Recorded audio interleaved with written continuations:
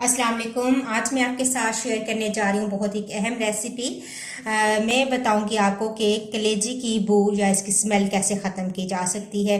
ये एक अहम मसला होता है क्योंकि बाज़ औक़ात हम कलेजी बना तो लेते हैं, बहुत मेहनत के साथ कलेजी तैयार की जाती है, लेकिन उसकी स्मेल या उसकी बसांत हम कलेजी में रह जाती है जो कि खाने को नागवार बना देती है। तो आज एक बहुत ही अहम टिप आपके साथ शेयर करूँगी जो कि बहुत ही कारामद है और वाकई इससे कलेजी की स्मेल ख़त्म हो जाती है। मेरे पास है तकरीबन 750 ग्राम कलेजी और इसको मैंने बगैर धोए छोटे टुकड़ों में इस तरीके से काट लिया है। और अब इसके अंदर मैं शामिल करूँगी बगैर छिला लहसुन था मेरे पास और इसको मैंने इस तरीके से हावन दस्ते में पीस लिया है और थोड़ा सा पानी ऐड किया है ताकि इसके जूस को और इसके रस को हम आसानी से निकाल सकें। ये इस तरीके से अब मैं ये इस कलेजी के अंदर ये तमाम पानी शामिल करूँगी।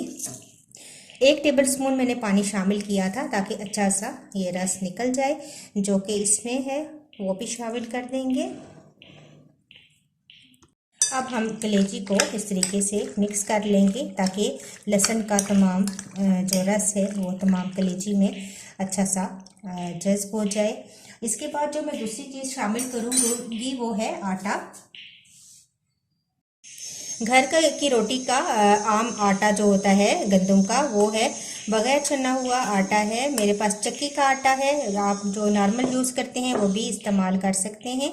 इस तरीके से मैं ये आटा शामिल करूँगी।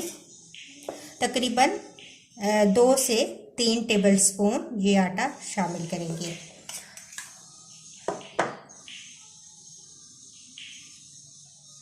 और इसको भी हम मिक्स कर देंगे।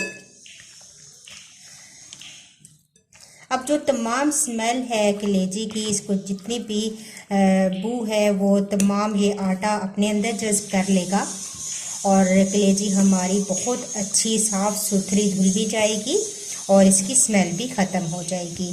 तो आप ये आटा शामिल करने के बाद तकरीबन 15 से 20 मिनट आप इसको छोड़ दें और इसके बाद इसको वॉश करें। तो अब वेट करते हैं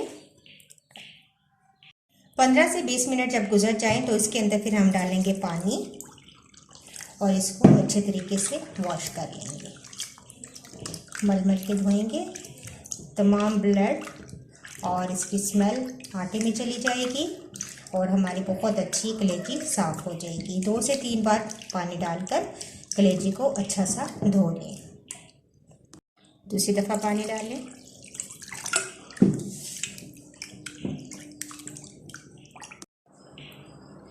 तो देखें 3 दफ़ा मैंने कलेजी को धोया है, बहुत अच्छी सी कलेजी हमारी साफ़ हो चुकी है और इसके अंदर कोई भी किसी किस्म का ब्लड नहीं रहा, बहुत ही साफ़ सुथरी कलेजी है। अब ये पकाने के लिए रेडी है। आप किसी भी तरीके से जो भी रेसिपी आप बनाना चाहें इस कलेजी के साथ बना सकते हैं। अगर आपको ये मेरी वीडियो अच्छी लगी तो इसको ज़रूर लाइक कीजिएगा। इंशाल्लाह एक नई वीडियो के साथ दोबारा हाजिर होंगी। अल्लाह हाफिज़।